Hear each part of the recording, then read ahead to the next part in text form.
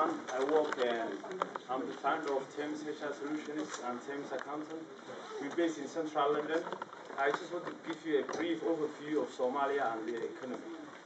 And Somalia, according to the UN, it's estimated the population is just under 10 million, 9.7 million. That was the report in 2010.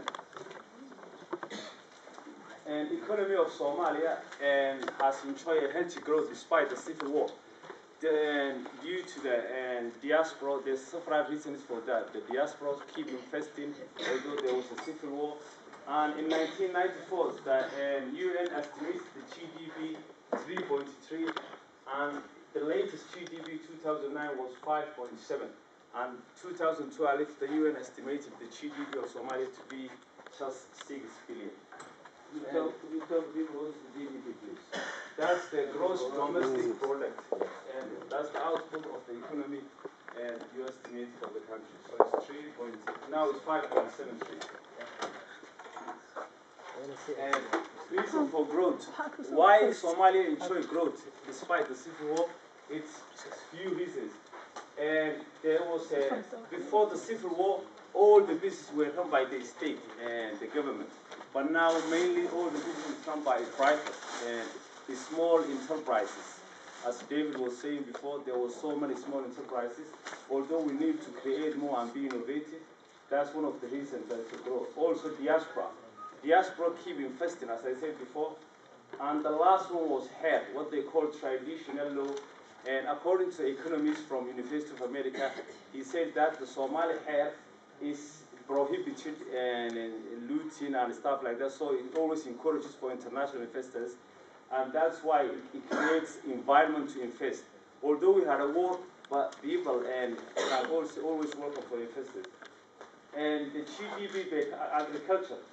And agriculture in Somalia amounts to 20% of the GDP. And in Somali economy also consists of traditional and modern production. And the civil war, due to the civil war, the agriculture development also suffered because of that. But now, mainly 80% of the Somalis are nomads.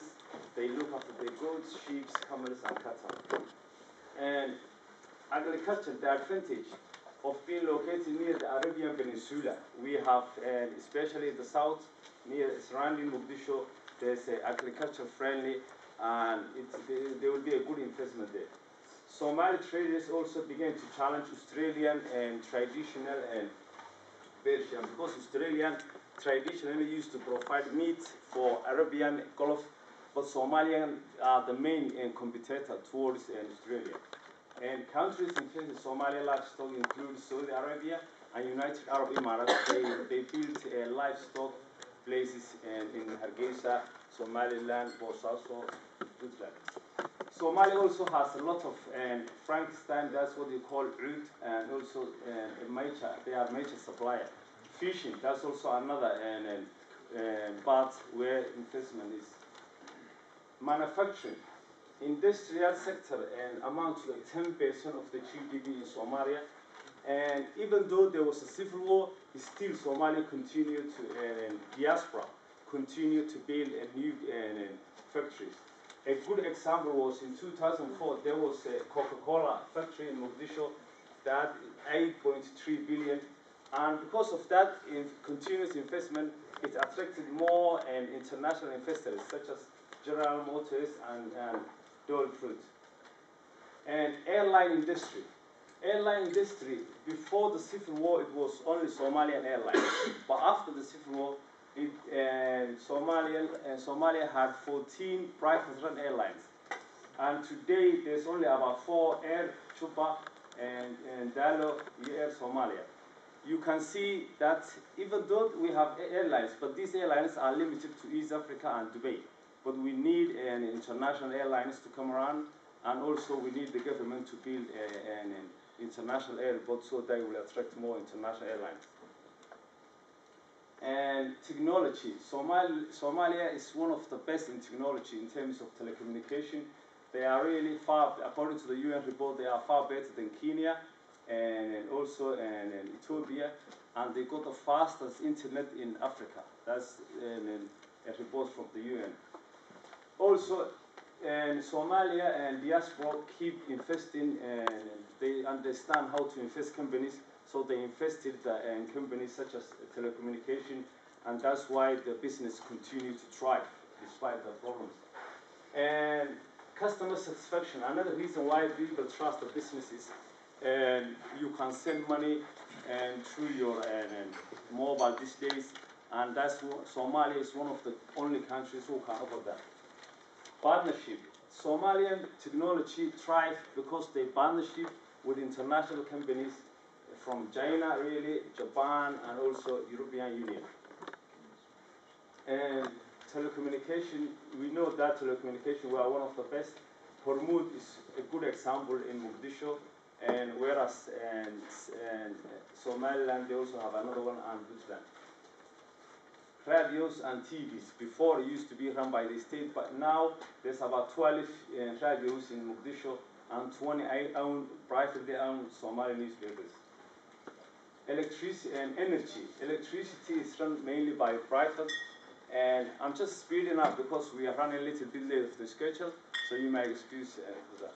And electricity is run by local people, but we need big companies, multinational companies also, to provide electricity, because everybody has the right to have electricity.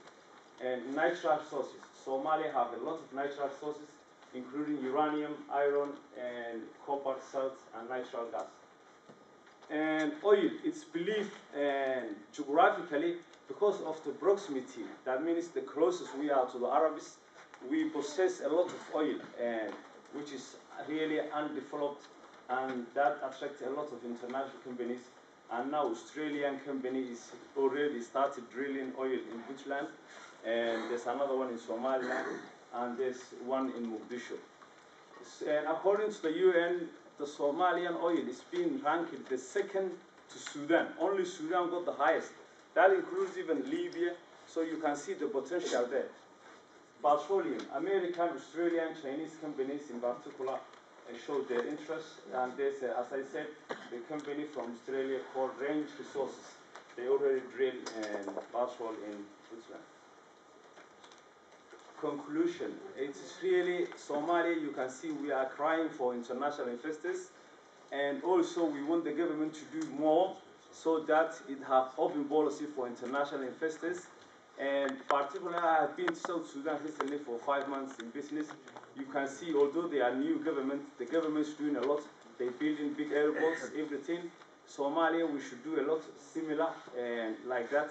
We should put a lot of airports, offer incentives to the international investors, such as land, leasing, and long-term leasing, and also stability. One of the most important things is to work more stable, to make Mogadishu stable. And also good CSR, which is called social and corporate social responsibility, because we should be responsible at the end of the day. Thank you.